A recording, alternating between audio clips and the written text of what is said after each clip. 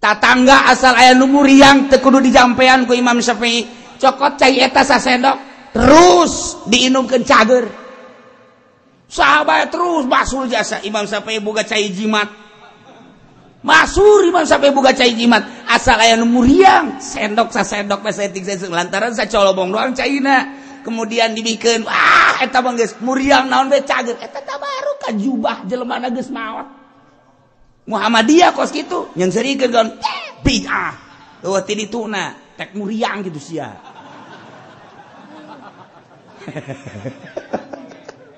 eta lain lalagaan eta tabaruk datang ka saeutik deui ku Imam Syafi'i dietik-etik lantaran mustajab jasa sebab naon cek Imam Syafi'i ieu teh ya urut ibadah Imam Abu Hanifah urut nempel ka kulit Imam Abu Hanifah dipakai ibadah lamun tata dina geus diseuseuh mah moal cek Imam Syafi'i moal ieu mah kulantaran bebejana guruna can diseuseuh kabeneran Imam Muhammad bin Husain muriang bebeja ka murid tawadu jasa guru bebeja ka murid sabada Gusti Allah ngajelaskeun tentang kisah Kangjeng Nabi Musa alaihi salam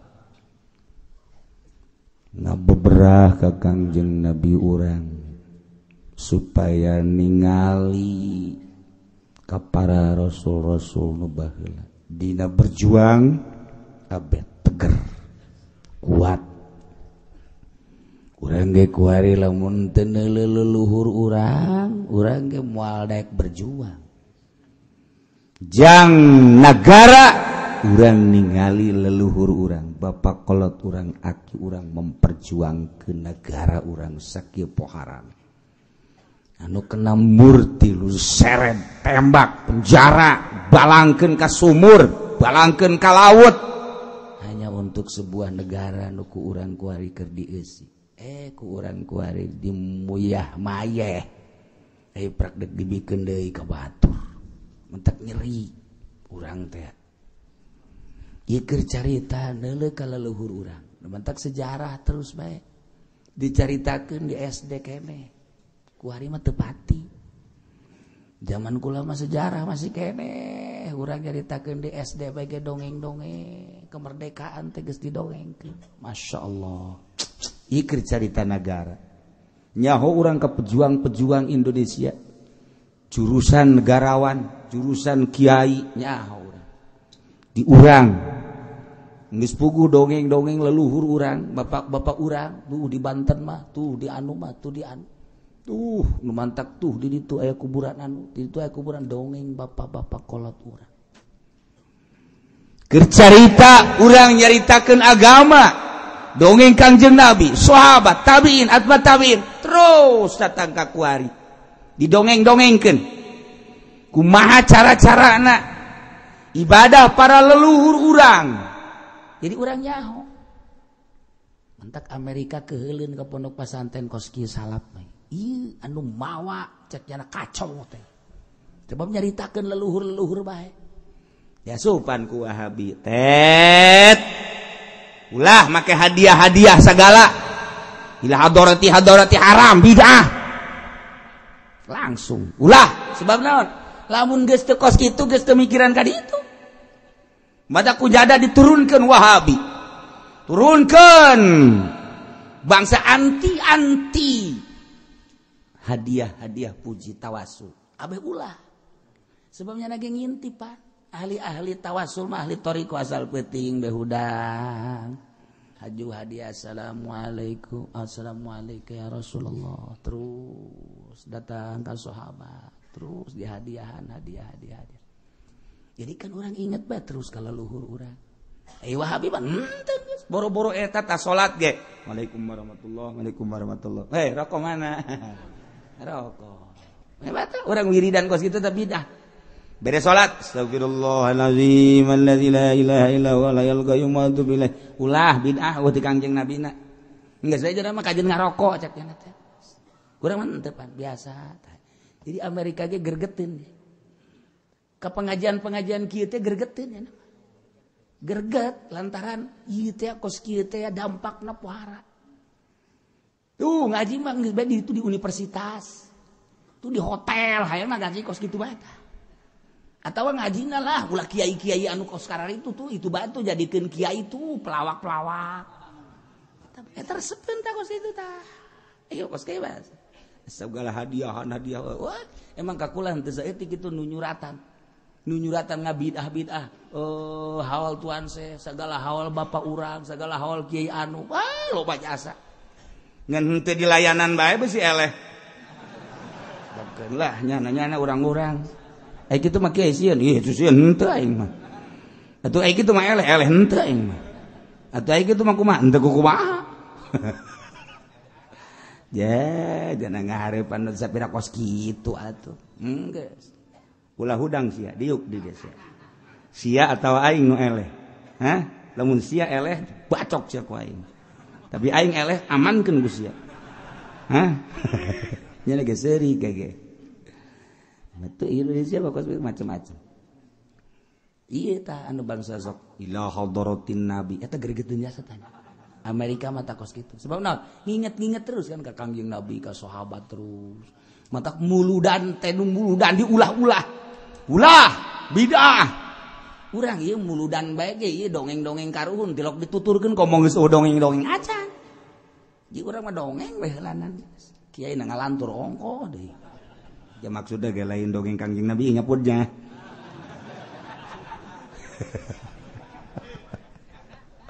Tuh. Gaji bae terus pembuludan terus, rajaban terus, haol terus. Kunaon eta? Atuh aya ti guru urangna nuturkeun guru urang terus datang ka ditu. Masyaallah. Dimimitian iraha bidah, bidah hasanah. Urang lamun nyaritakeun Imam Syafi'i bae kan kataji jasa. Imam Syafi'i teh boga guru di jurusan takdim, mutaqaddim, aya mutakhir artina kaul qadim ekol jadid. Ti jurusan kaul qadim ti Ibnu Mas'ud boga murid ti Kangjeng Nabi ka Ibnu Mas'ud boga murid Ulqamah Ibrahim An-Nakhai teh eta teh anu sok disebut Hamad boga murid Imam Abu Hanifah boga murid Muhammad Husain boga murid Imam Syafi'i. Imam Syafi'i teh lahir pas maot Imam Abu Hanifah. Gede nyarita ke loba nyaho nya kaistimewaan Abu Hanifah teh nyaho teu kazamanan sebab maot Imam Abu Hanifah lahirlah Imam Syafi'i. Tapi begitu gede umur 5 tahun genap tahun suara Imam Syafi'i teh kapan pohara jasa di dunia teh sadunya. Ngagurula nya ka Imam Muhammad bin Husain sebab Muhammad bin Husain teh murid Imam Abu Hanifah. Ketika nya ngaguru tek gede. Nah, ayalah Imam Muhammad bin Husain datang ka Imam Syafi'i ka murid. Atuh ditangkep, begitu ditangkep ngobrol. Kacarita di Baghdad kan Imam Abu Hanifah mah di Baghdad. Ulama tahdus bidi mah geus ziarah tah ka Imam Abu Hanifah. Ka makomna tungtung masjid. Nah, ngobrol Imam Syafi'i. Begitu ngobrol cek Imam Syafi'i, ai anje ai mama make minyak naon? Teu make minyak naon? Kok seungit? Cek Imam Syafi'i. Kok seungit? Henteu. Mama teu make minyak ka beneran biasa make ge henteu. Ieu kula ngambe cek Imam Syafi'i teh. Henteu mama teu make. Boga feeling Imam Syafi'i, ieu jubah saha ieu? Ieu jubah guru, nusa nu Imam Abu Hanifah. Jadi kula teh ieu teh menta tabaruk, mentak sok dipake bae erek ngaji dipake. Geus ngamimitian tabaruk kan. Tapi ida apa eta Muhammadiyah mah kos kitu. Nanaonan. Tuh, jelema wali Allah kos kitu. Iman timimiti maot datang ka kuari, ieu teh encan disese. Encan disese ieu. Masyaallah. Kula mah ka mama ai ilmu mah geus jelas kula ngaji. Sagala rupa geus jan kula mah ieu mah hayang nyobaan eta jubah guru teu naon cek mama teh ieu kumaha ieu lantaran kula kurang sehat cek Imam Syafi'i kumaha lamun ku kula disese caina deuk dipake tabaruk masalah geus disese teu meunang anu ngecret diperet dipoekeun dibikeun deui bajuna mah ka guruna caina diasupkeun ka colobong diinum. Tatangga asal aya nu muriang teu kudu dijampean ku Imam Syafi'i. Cokot cai eta sasendok terus diinumkeun cager. Sahabat terus masul jasa Imam Syafi'i boga cai jimat. Masur Imam Syafi'i boga cai jimat. Asal aya nu muriang, sendok sasendok saeutik lantaran sacolobong doang caina. Kemudian dibikeun eta mah geus muriang naon we cager. Eta tabaruk ka jubah jelema geus maot. Muhammadiyah kos kitu nyen serikeun kan bid'ah. Eueuh ti dituna tek muriang gitu sia.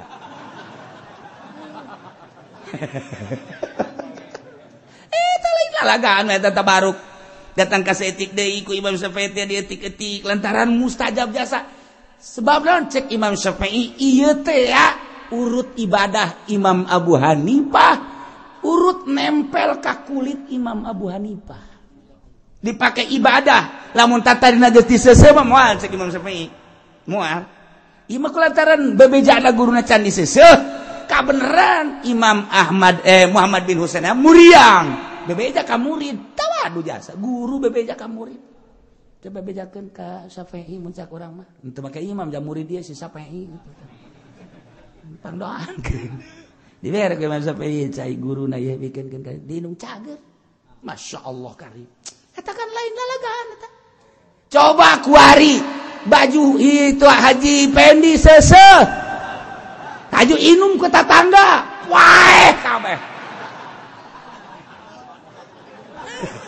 Sebab lawan atuh kapan baju lah urut dagang karung. Atuh Imam Abu Hanifah urut ibadah. Allahu Akbar. Beuh, geus nyarahueun kabeh zuhudna Imam Abu Hanifah. Geus nyahoeun kawalian Imam Abu Hanifah sehingga di aku mazhab bajuna tinggal hiji deui nu dicekel ku Imam Muhammad bin Husain, guru Imam Syafi'i. Imam Syafi'i mandap-mandap ndek tabaruk datang ke pohara jasa tak kesang ahli Allah lain lalagaan jehe coba kesang si eta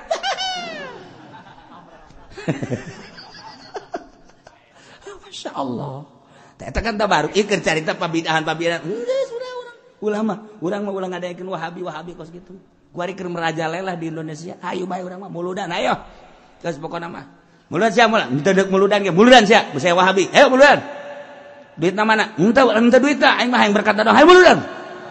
Jadi pinter connect sama budak. Muludan raja banaol lain terus. Urang mah sebab naon? Urang geus ditungtung hirupna ieu lamun teh dikitu-kitu da kumaha. Hirup geus ditungtung ieu. Urang baca sejarah di Muludan, baca sejarah di Rajaban, baca sejarah di haul-haul rada deureus. Coba nyana nu mantak urang neuleuh Muhammadiyah teh emang hebat di badan tapi kadeuleuna bangun eueuh sinaran teh. Sebab naon nyaran teu leluhur sakitu bae. Mun henteu pan urang mah. Beuh. Mun aya kiai sasalamanana ge bau warah. Bulak-balik 5 kali. Ulah atuh sasalaman ulah kos kitu, biasa bae sasalaman mah biasa bae. Komo aya lobaan mah nya kenceng jadi bulak-balik. Angal. Atuh biasa bae sih geus. Kasasa ge geus bae geus biasa. Ke lamun sorangan kakarak ayo bawaan mah angel di tukang geus mendep di kitu urang gitu Muhammadiyah mah henteu aya cium-cium tangan geus biasa sasalaman biasa bae eueuh nya da tabaruk mentak beda ahli sunnah wal jamaah mah beda. Nah ieu urang hirup ditungtung Kangjeng Nabi ngajarkeun ka urang terus ku sahabat tabiin terus ku atba tabiin urang mah ka dieu geus muridin non gara-gara muqallidin taklid urang nuturkeun guru urang we guru urang nuturkeun guru nuturkeun guru asal guruna sing ada ulah Golkar teu meunang dituturkeun teh mah geus asal ka Golkar geus ulah dituturkeun mah titik cek Golkar teh kitu amat cenah aing mah kitu bae lah kitu bae emang kunaon aing nyaho jasa silsilah Golkar teh nyaho jasa silsilah nanya hojasa udah ecre geueuh ieu mah kiai anu ka Golkar mah teu nyahoan silsilah bae eta teu nyahoan nu nyahoan moal kajen hukuman moal we nu nyahoan silsilah moal cenah ieu mah negara tinggal negara moal teu nyahoan silsilah Golkar mun nyahoan silsilah Golkar moal daek mantap kula ngomong Golkar we silsilahna teu beres ai petilu mah rada deres silsilah rada lain bagus ai rada kadina mah bagus ngan silsilah awalna rada deres petilu PKB rada ngan kuari mah teu bener sarua ngan ai Golkar mah emang silsilah teu bener teu bener silsilahna tah masyaallah we urang mah pan binsa paingan ieu mah binsa ben encek teu beres mantap Golkar asal kiai asal Golkar tunggu tanggal main Jawa di Jawa Timur, Jawa Tengah, Dele di Banten. Asal ka Golkar tinggal pondok namanya ngajegir. Eta geus jadi syahid eta kos kitu teh saksi. Saksi eta syahid eta saksi. Oh, majelis gede eueuh sia. Eueuh nu ngagoreng-goreng kanyana eueuh. Mun dibumul. Selesai. Wassalamualaikum warahmatullahi wabarakatuh. Nah, di Pandeglang, Kasera, ka Tangerang, deuleu bae nu asup ka Golkar. Pondok tinggal pondok. Kok kisahnya kayak ngomong gitu aing hook biasa ya kak kiai hook tinggal seetik deui urang berjuang ya ulah nang di hese capek di pondok pesantren kadieuna di ka Golkar ke nu tadi nama bacaan takrib hedok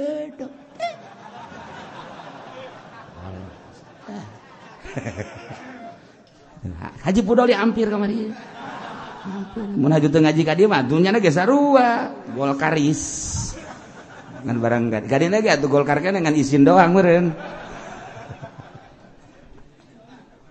Aduh masyaallah. Nah. Ieu bade dieu dek nyaritakeun tentang pengkhianatan manusia-manusia terhadap perjanjian-perjanjian manusia di alam arwah. Dina Al-Quran dijelaskan wa idh akhadha rabbuka min bani adama min zuhurihim wallahu a'lamu bimuradih wa'alkur ingat anjeun Muhammad idh akhadha rabbuka waktu nangaluarkeun pangeran anjeun Muhammad min bani adam mati bani adam bapak ngaluarkeun anak bapak kolot ngaluarkeun bapak aki ngaluarkeun bapak kolot akhadha rabbuka min bani adam min zuhurihim tina belikatna tina tonggongna ieu teh jadi badal min zuhurihim tina min bani adam ngaluarkeun zurriyatihim anak incu turunan bapana ya nek mana ngaluarkeun anakna makolot ngaluarkeun emakna uyut ngaluarkeun nini bao ngaluarkeun uyut udeg-udeg ngaluarkeun bao siur ngadengakeun galengan ka ditu beres 7 turunan da urang sok 7 turunan ada pernah kos kitu tah tuh jangan wareng segala rupa. Nah, itu dijelaskan di Al-Quran. Ingat Muhammad, ketika anak-anak Adam teh ngaluarkeun turunan anak-anakna. Wa asyhadahum ala anfusihim. Jeung Allah geus nyaksikeun ka para turunan Kangjeng Nabi Adam ala anfusihim terhadap dirina. Ai kitu kumaha? Kieu baheula teh Gusti Allah teh ngadamel langit jeung bumi kemudian ngadamel Kangjeng Nabi Adam alaihi salam terus ngadamel seluruh anak incu Kangjeng Nabi Adam di alam arwah. Jadi kuari mah ieu teh tinggal ngalaksanakeun nu baheula geus didamel ku Gusti Allah di alam arwah teh tinggal dikaluarkeun sesuai jeung taun bulan minggu poe jeung jam detik menitna. Anu baheula nanti aya tulisanna mah jam moal kaluar kuari teh urang matak aya kuari ieu teh geus aya di alam arwah. Nu mantak ieu teh geus kanyahoan sabenerna mah kalobaanna manusia teh sabaraha jeung sabaraha deui. Kanyahoan ku saha? Ku Gusti Allah. Urang mah teu bisa nganyaho. Ngan paling ge dicaritakeun tanda-tanda tere kiamat sebab moal waka kiamat lamun roh masih keneh aya nu can turun. kiamat teh di mana roh geus beak diturunkeun kabeh ka dunia kiamat satungtung roh can beak kabeh moal ka kiamat haju teh kiai eta loba keneh wallahu alam sih guna nanya ka aing tuh Kanjeng Nabi ge teh jauh ngan ciri da hungkul wa min alamatis saah wa min alamatis saah deket ka kiamat tanda geus deket ka kiamat eta tanda geus deket ka kiamat eta tanda geus deket berarti di ditu teh geus hampir seep stok ruh teh geus terebeak di antarana wa min alamatis saah dina ciri kiamat kasratu waladiz zina loba anak zina ambalaya stereh berarti kuaris ambalaya zina di pakotaan teh ya dipresentasekeun 60% zararina 40% teu ieu kan ngeri urang ieu perzinahan komo geus aya HP mah perzinahan teh geus hese jaritakeunana jeung salaki di luar jeung salaki ka kantor nyana ngebel batur teh data masuk kan beres masyaallah geus puguh karyawan kasa karyawan kos itu pertama geus cocodot bikang jeung lalakina ieu permainan jelema gede lain lalagaan di kantor salakina di imah kumaha nu kakula ceurik bae ge aya langsung ieu mah ceurik Kiai, bagaimana saya tobat saya? Sekarang saya usia udah hampir tua. Emang kenapa? Ketika suami saya ke kantor PNS janat ya, kemudian saya ngebel. Bahkan di antara ayah kiaian, tah. Kula yang murid kakpul, wow deh kak kiai. Wow, kula kak kiai nama lebih jago, nama rahasia lain cara dipendi lain. Rahasia. Siapa? Si Anu. Ayah kiai si Anu. Belah mana orang kaler? Nyaho kula. Mantak mun kuari ka kaping aing nyaho kartunas ya. Aing hirup keneh kuari hirup keneh. Pengakuannya anak. Aya gambar. Masya Allah. Nyana ku hayang-hayangna tobat tuntun saya cek yana teh. Beginilah kehidupan saya. Salakina di kantor. Kelas deui. Dan lain-lain sebagainya. Tah eta kan kahirupan nyana bae kos kitu. Aju kiaina bae kos kitu. Kiai nu lain cenah ku atuh wallahu alam kiai nu lain mah eta mah kos kitu bae pokona ya meureun lain saurang nu kitu teh kan meureun atuh meureun termasuk kiai sia mah kos kitu ka aing goblok tuh masyaallah ieu geus ku baca carita HP emang kumaha gitu cok carita HP tah HP Haji Pende bukaan coba buka ji atuh pertama doang Quran aya ihyaan sagal ihya mantap jasa pengajian kula aya kabeh tek aya kabeh kabelah dieuna maca seh nyana aya nu nyana doang nu batur mah aja maksudna ku batur mah teh ku nyana bae ku sorangan tek kabelah dieuna foto-foto luar negeri kabelah dieuna foto nu teu warau nu padahal kabelah dieuna ieu naon ieu hehe ya unyilan tolak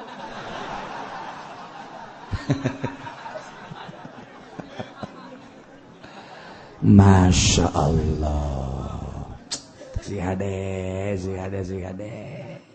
selain lalagan nah wa ashhadahum ala anfusih dikaluarkeun ku Gusti Allah mimiti ngadamel Kangjeng Nabi Adam sanggeus ngadamel Kangjeng Nabi Adam innallaha khalaqa Adam sanyana Allah ngadamel Kangjeng Nabi Adam wa masaha ala dhahrihi diusap ku Gusti Allah ulah nyaritakeun kumaha ngusapna ieu mah carita hadis we tafsir ka Gusti Allah usapan Gusti Allah nu layak ka Gusti Allah Allah mah mukhalafal lil hawadis maka keluarlah turunan Kangjeng Nabi Adam keluar set wa amila bi amali ahlil jannah begitu keluar wastamalahu gitu begitu keluar wastamalahu gugus ya Allah dijadikeun pagaweanana min ahlil jannah ahli surga buah wastamalahu bi amali ya'maluna bi amalil ahlil jannah keluar ieu turunan Kangjeng Nabi Adam anu ahli surga ya Allah diusap deui ku Gusti Allah Kangjeng Nabi Adam tonggongna set keluar deui wa masaha zahrahu keluar sak begitu keluar ieu mah min ahlin nar wa amila bi amali ahlin nar jana ngamalkeunana teh pagawean ahli neraka bae ieu lah nu bakal jadi ahli neraka dua diusap ku Gusti Allah 2 kali keluar tah didinya diasupkeun deui ku Gusti Allah kabelikat Kangjeng Nabi Adam plek tinggal diturunkeun ku Gusti Allah dimulai Kangjeng Nabi Adam terus ka pamajikanna Siti Hawa keluar putra-putra Kangjeng Nabi Adam tidinya ti putra-putrana keluar deui ti hiji geus dihijikeun disulbi Kangjeng Nabi Adam alaihi salam ieu ayatna masyaallah tah ieu mah di alam arwah teh Kangjeng Nabi Adam didamel sageus teh didamel diusap keluarlah ieu bakal jadi ahli surga diusap deui keluar turunan Kangjeng Nabi Adam nu bakal jadi ahli neraka kemudian ku Gusti Allah dipersaksikan baheula di alam arwah cek Gusti Allah alastu bi rabbikum hai arwah lain tah kaula teh pangeran aranjeun kabeh arwah ngajawab qul bala syahidna sumun anta rabbuna Gusti teh pangeran kami sadaya syahidna bidzalik abdi nyaksian kabeh eta teh geus iman kabeh ka Gusti Allah di alam arwah mah ya Allah ya Rabb anu teu percaya ka Gusti Allah di alam arwah mah ieulah ngaranna fitrah kullu mauludin yuladu alal fitrah setiap orok dilahirkeun sesuai jeung fitrahna suci kabeh ge sebab di alam arwah mah kabeh nyaksian qalu syahid syahidna anta rabbuna masyaallah ieu teh dipertanyakeun di zaman Kangjeng Nabi ka Kangjeng Nabi ku para sahabat tentang kaluarna arwah ditonggong Kangjeng Nabi Adam teh di mana eta kaluarna sahabat naroskeun ka Kangjeng Nabi ku Kangjeng Nabi dijawab ieu teh kaluarna dikaluarkeun teh di India di gunung ketika Kangjeng Nabi Adam diturunkeun didinya lah arwah dikaluarkeun wabeh datang ka kiamat arwah dikaluarkeun kabeh dihitob ku Gusti Allah cik sakaol deui Kangjeng Nabi nyaritakeun ieu nu ku urang dibaca ieu dina Jalalain ieu teh aya didinya teh bina'man kampung Na'man di Arpah nuku orang dibaca ieu kitab ieu teh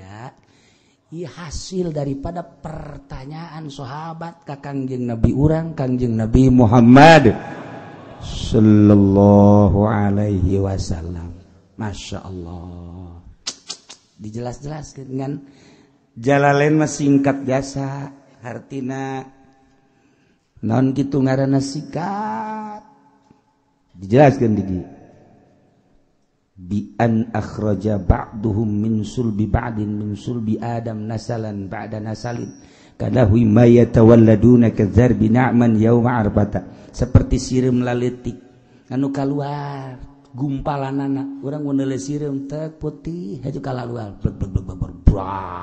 sabaraha juta sireum dibayangkeun gitu di mana ieu bina mana yauma arbata di kampung Na'man dina poe Arpah tah ieu teh ti hadis Kangjeng Nabi urang kampung Na'man yauma Arpah jurang ieu Arpah ieu Muzdalifah ieu Mina tah di dieu tah ayana tah ieu ngaranna kampung Na'man Kangjeng Nabi di alam arwah dipanggil ka dinya tek setelah dipanggil diusap ku Gusti Allah set keluarlah arwah diusap deui keluarlah arwah percis ku sireum nu laletik teh seluruh arwah geus keluar ka dunia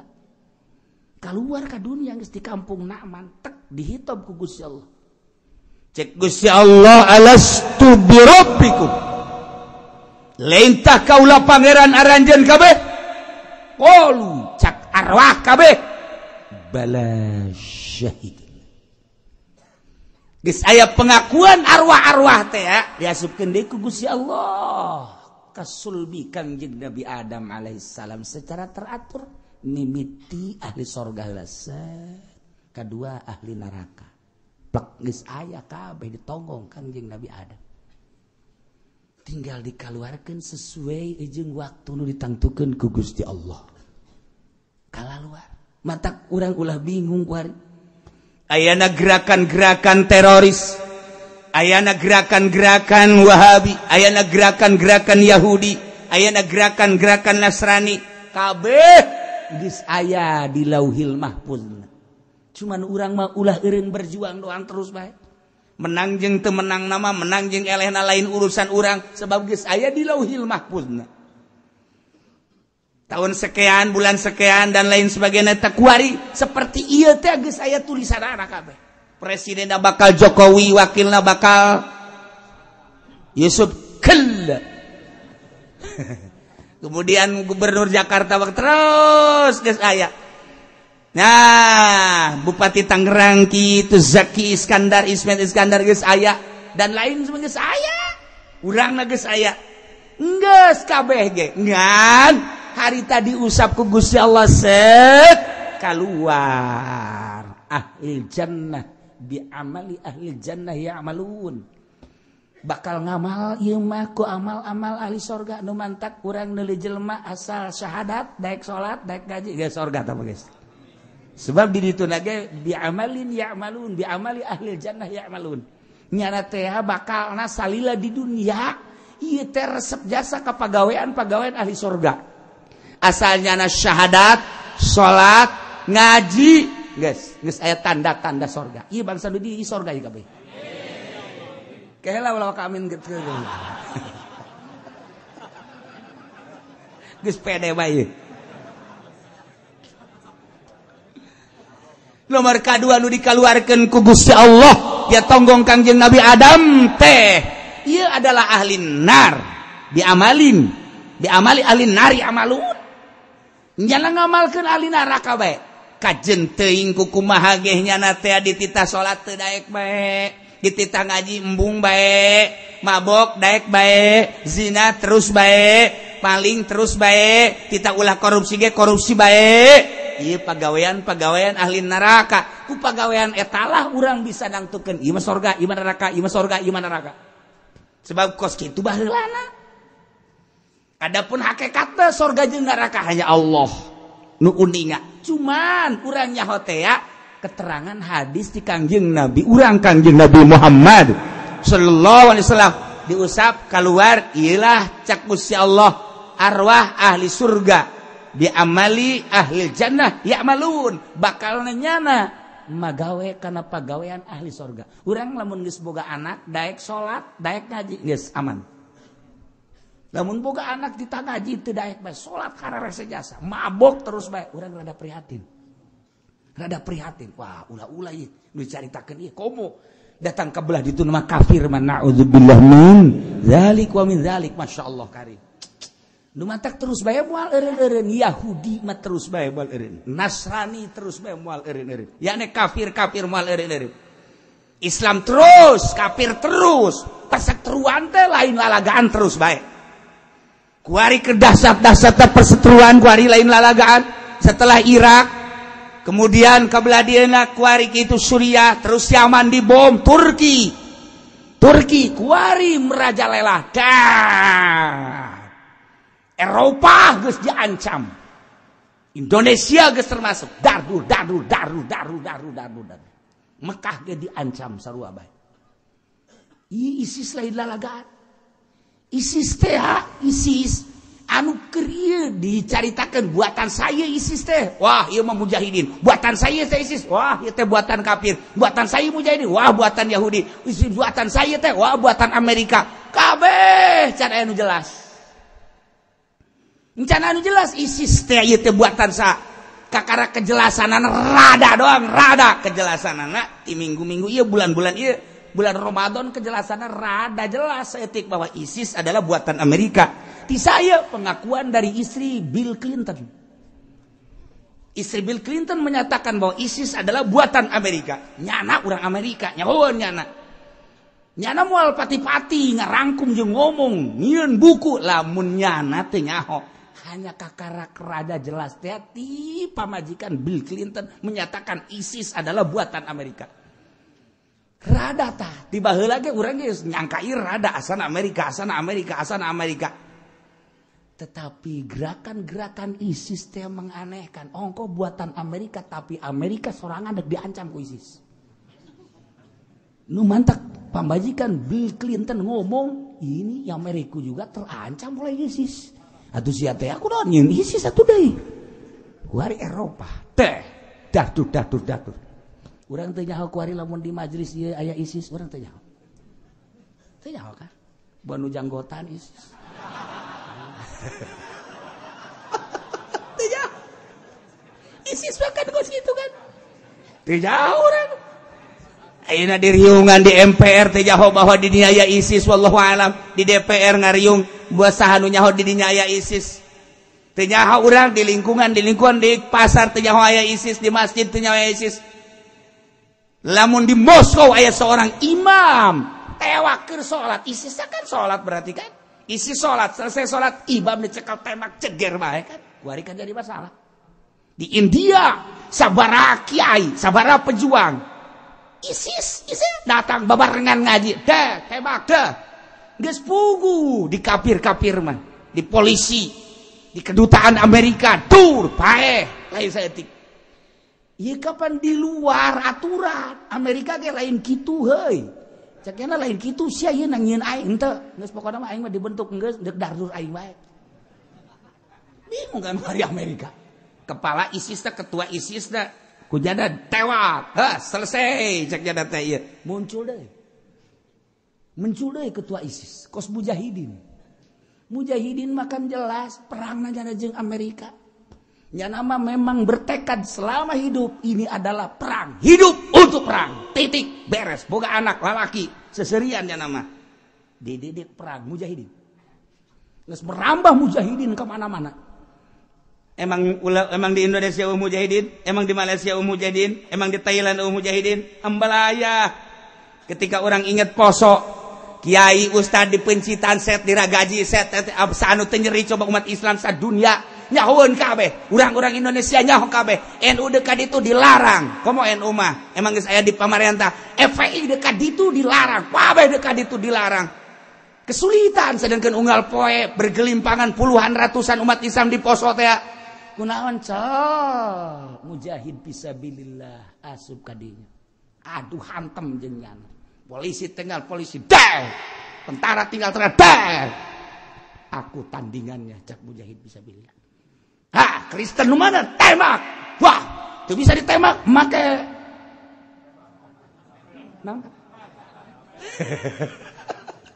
Ayo set. Aduh terus eureun kan. Urang teu ngadengekan di poso teh aya sesuatu. Mujahid muncul kadinya di Afghanistan. Tapi KTP-na urang gelam. Mujahid di Afghanistan bener lain lalagaan tapi KTP-na Cikupa tapi KTP-na Serang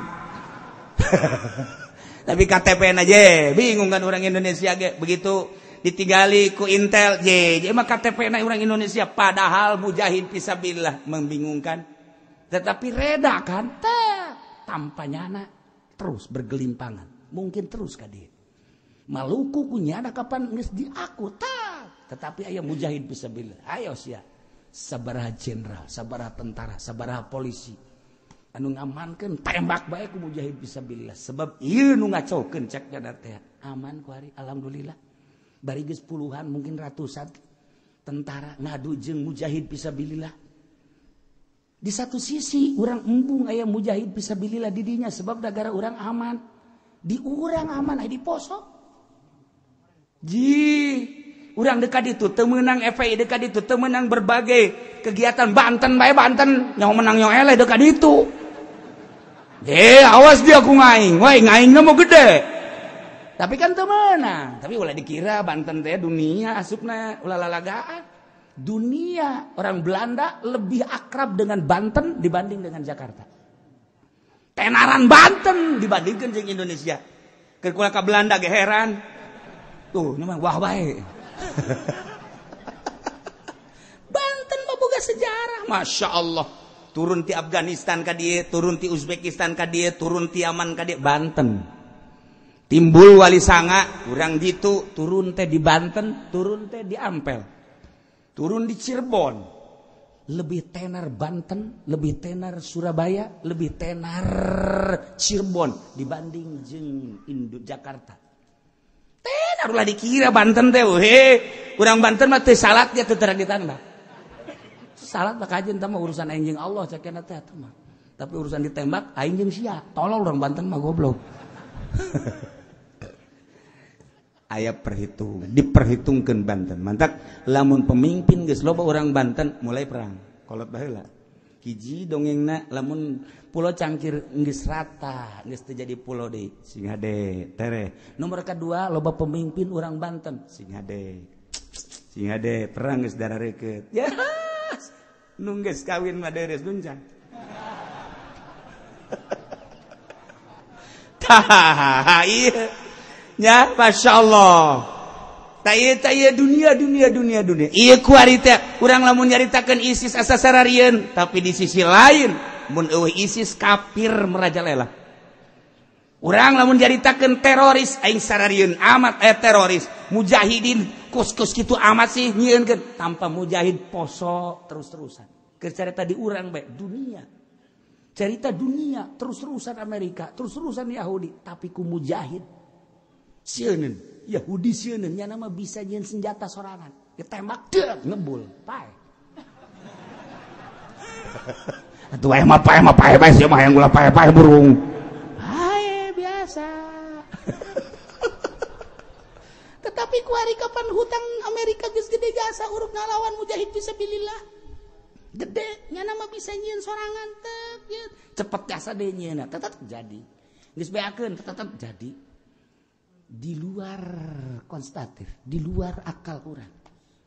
Orang lamun nyaritakeun kos kitu, orang inget masa kemerdekaan orang ngalawan penjajah. Lamun batu jadi bom, kuari di mujahid fisabilillah. Nya nama kieu nya kelan batu we kitu. Tiupan batu. Tiup. Mama dia mah geus aneh. Nah, batu ditiupan gitu sakjana teh. Naonan. Mama dia makan kos kitu bae. Kaje sejarah menyatakan di Indonesia batu jadi bom. Kacang jadi bom. Di urang mah teh kiai teh eta kiai anu ngawiridna ahli Allah seserian mah sia make kacang batu. Mendingan kacang cenah teh. Mendingan batu. Kacang mah dahareun ulah dijadikeun bom. Batu bae. Kacang mah ngeunaheun. Jadi lamun di bom teh lamun eueuh bomeun di dahar. Nya kiai jeung kiai ribut teh seserian lalagaan eta kos kitu. Nah, mending kacang, ieu mending batu, ieu mending kacang, mending batu. Batu mah ulah dipake kos kitu tah mah jang jalan cek cenah teh. Mending kacang cek cenah.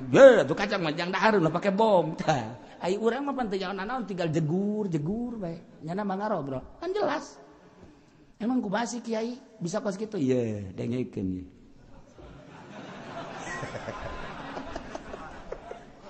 Ieu batu. Ku ahlina.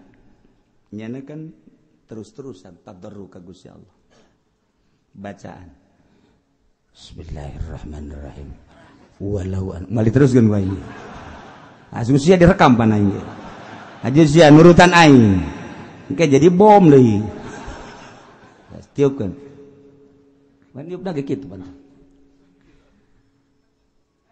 Eta kapan malaikat mau asup ka dinya. Tiup coba ku Haji Pendi. Jurig kan asupna. Jurig nu asupna. Kumaha tiupanana, ieu malaikat anu asup. Pan urang bae ge kos kieu teh. Ieu kapan kaambeukeun ku malaikat. Bukan malaikat aya di urang teh. Ieu di huntu urang malaikat, di mata malaikat, di ciri malaikat kabengan nu jelas. Ieu teh Raqib Atid, bukan malaikat. Kan malaikat teh ngambeuk kana napas urang. Ketika napas urang ka Allah seungit. Ketika urang napas urang Quran seungit. Sholawat seungit, malaikat seungit. makan ngajakan baturna ieu seungit ieu kan gitu. Malaikat teh akan ngambe. Urang ulah-ulah babacaan maca kitab kos kieu kan malaikat teh ngambe asal lillah. Tapi lamun teu lillah sanajan Quran nu dibacana malaikat kararieu. Pau. Bebeja ulah ka dieu urang. Bau wae nge teu kuat lamun lain tugas ti Allah mah teu kuat.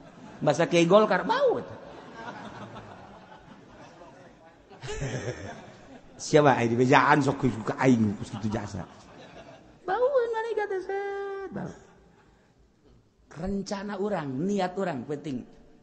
Urang teh mudah-mudahan Gusti ngahudangkeun abdi jam 2 abdi deuk tahajud. Seungit ka ambek ku malaikat seungit. Seungit rencana eta teh seungit ka ambek seungit amat budak. Kakarak niat doang azam deuk tahajud geus seungit. Gusti Allah nagung. Penting mudah-mudahan dibere sepi abdi nyokot kotok tatangga. Malaikat geus kieu bae bau jeung budak tolol da saceun. Tolol da saceun. Balik tah, ieu supaya ka harti. Supaya ka harti tah eta teh malaikat eta kos kitu aya di mana bae. Nah, kuari ku ahli Allah, geus terus bae ka Allah. Nyana teh kapan terus bae dilingkung ku malaikat. Malaikat nuturkeun nurutkan ka nyana sesuai jeung perintah Allah. Batu tiupkeun. Aya malaikat sesuai jeung maksud urang cek malaikat kumakan ya jadikeun bom malaikat ngajegur nu matak ieu tah di luar dugaan kapan di luar dugaan kumaha sapira tanaga aki-aki tapi kok kenceng atau lain jana malaikat hiber set sapira tanaga aki-aki atuh mantas ngabalangkeun teu kudu ngajegur paeh ti heula nya nama atuh malaikat mantak ditiupkeun kana cai aya malaikat nu milu ka dinya masyaallah mantak sok heran ge heran kok aya jelema ngaleh-leh bae kan ieu na set beta si operasi caian we geus ka dokter deui ya dokter ge geus embungeun asal aya nyana bae si eta deui teu cager cak dokter teh geus beak asal dokter geus hesen we ka kiai kan kiai mah make kokoset bae ieu ku nyana ge aya kiai cenah geus ka dokter geus dicager-cager cenah ieu ngaleh-leh bae urut operasina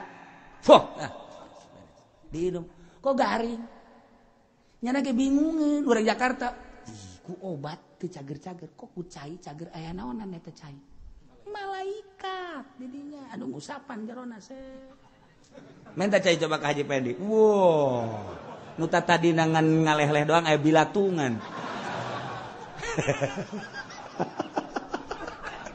ulah sabarangan satuap tiup lah sih ada bisa jadi bilatung bahaya tah ieu keur carita ka mana sih carita arwah kita di kampung aman terus diasup-asupkeun deui ku Gusti Allah ieu ahli surga diasupkeun set ieu ahli neraka diasupkeun deui engke dikaluarkeun set tah waktu Allah ngakhitab alastu bi rabbikum roh geus dikaluarkeun ka dunya roh geus dikaluarkeun di lembah Na'man yauma Arfah nah atawa di India nah ieu teh diasupkeun deui set kuari turun sesuai jeung baheula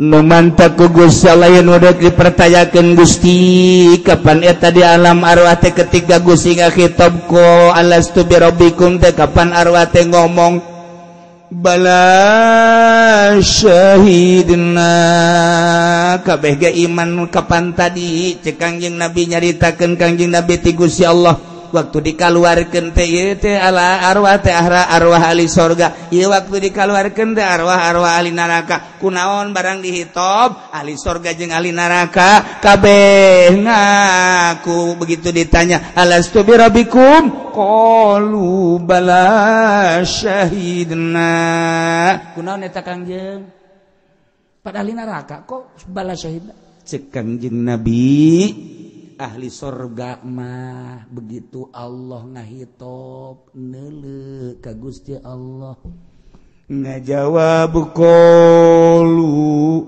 bala syahidna eta teh dengan hati anu lemah lembut lantaran aya rahmat Allah Ari ahli neraka mah begitu neuli Allah teh teu percaya ka Allah ngan sieun ka Allah di alam arwah nyana geus teu percaya ka Allah padahal mah nangieun Allah ngan kulantaran Allah mau wagah nyana sieun geus dihareupeun Allah maca begitu ditanya alastu birabbikum nyana ku sieun doang ka Allah bala syahidna sieun doang padahal mah teu iman. Mentak datang ke kuaris, terus gitu. Masya Allah karim. Ieu mah hanya carita asalna, urang mah tinggal bersyukur bae ka Gusti Allah Subhanahu wa taala. Urang dijadikeun ahli tanda ahli sorgana urang geus aya syahadat, kemudian urang ibadah salat, puasa, zakat bahkan haji. Kemudian urang ngaji eta teh tadi teh bi amali ahlil jannah ya'maluna tanda bakal ahli sorga. Numantaki Gusti Allah ngaisyadkeun wa asyhadahum ala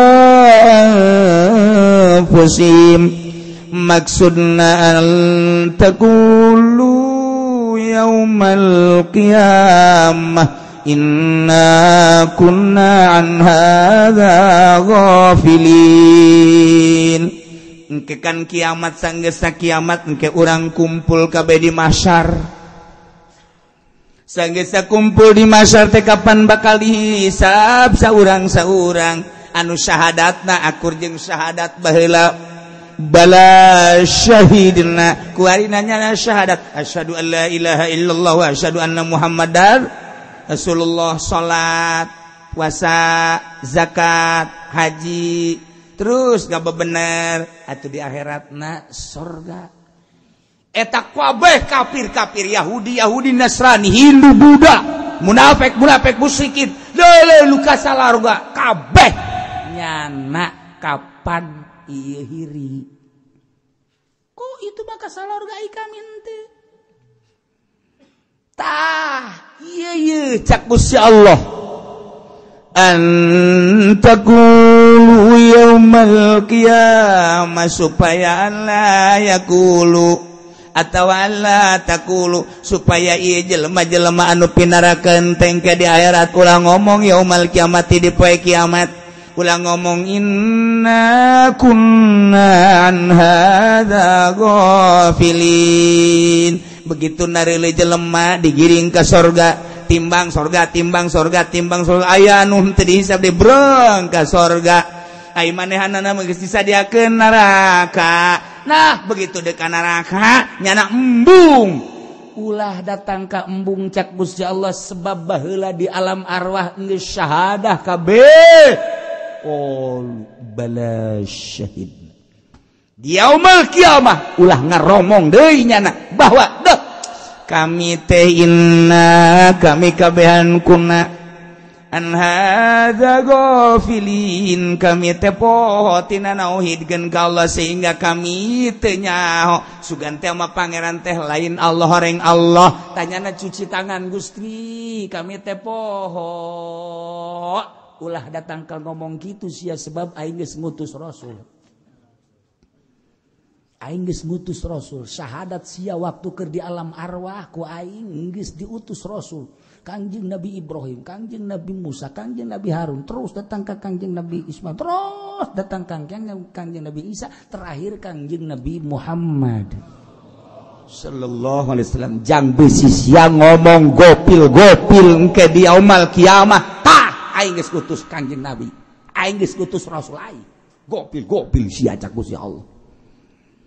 Artina eta para kafirin teh Yahudi munafikin Nasrani kabeh ngomong Gusti kami teh ulah disiksa tuh lantaran inna kullan hadza ghafilin kami teh pohoan tina nauhidkeun ka Gusti syahadah kami waktu di alam arwah ku kami teh dipetakeun waktu di alam dunia poho cak Gusti Allah emang aing teu ngirim nabi ayo jawab Gusti Nabi teh geus paeh Gusti geus maot Nabi Muhammad kami mah geus teu aya nabi emang aing teu ngutus para mazhab kami mah lain di zaman eta Gusti tahun 2015 aing emang teu ngutus Haji Pudoli cicing nyana kapirin ulanya gaji podalingannya nama cara mana sok yang dibayar baik. Urusan bayaran mah lain deui, cekap insyaallah tama. Urusan lain deui tama urusan nyana tama. Tapi kan caritana bener kan? Bener sih cenah. Iya, utusan-utusan lain lalagaan ku ari brong di Pandeglang sabaraha kiai, di Serang sabaraha kiai, Tangerang sabaraha kiai, di Jakarta ge sabaraha kiai. Kadege ku sia tiap zaman aing ngutus penerus Nabi aing warasatul anbiya. Henteu kunaon sia henteu? Eueuh di HP. Sia sok nonton TV teu? Osok. Aya saha di TV? Aya Ibu Dedeh.